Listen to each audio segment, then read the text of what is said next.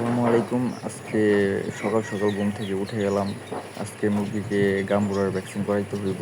আমি সবসময় 10 দিনের ভিতরে গাম্বুরার ভ্যাকসিন করানোর চেষ্টা করি, কারণ 10 দিনের ভিতরেই গাম্বুরার ভ্যাকসিন করানো উচিত।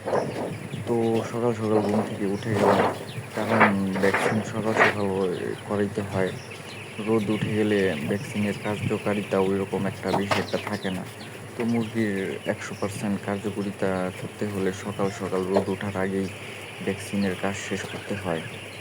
তো আমি মুরগির আধা ঘন্টার ভেতরেই ভ্যাকসিনের কাজ শেষ করে ফেলছি। 1 ঘন্টার ভেতরে কাজ শেষ করতে হয়, তো আমি আধা ঘন্টার ভেতরেই শেষ করে ফেলছি। ভ্যাকসিন শেষ করার পর এখন মুরগিরে খাবার দিয়ে দিতেছিলাম। আলহামদুলিল্লাহ মুরগিগুলো খুব ভালো আছে। তো এর ভেতরে দেখতেছিলাম যে দু একটা মুরগির ঠান্ডা ঠান্ডা ভাব আছে। তো ঠান্ডা জিনিসটা খুব খারাপ। যদি মুরগির একবার ঠান্ডা লাগে তো সহজে আর কি মুরগির ঠান্ডা যেতে চায় না। তো আমি এখন ঠান্ডার ডোজ চালাবো। তো 3 দিন ডোজ চালাবো, ইনশাল্লাহ দেখবো কি ভালো হয় কি না। তো আশা করতেছি যেই ডোজ চালাবো আগের বারেও চালাইছিলাম, তো তখন 3 দিনের ভেতরেই ঠিক হয়ে গেছিলো।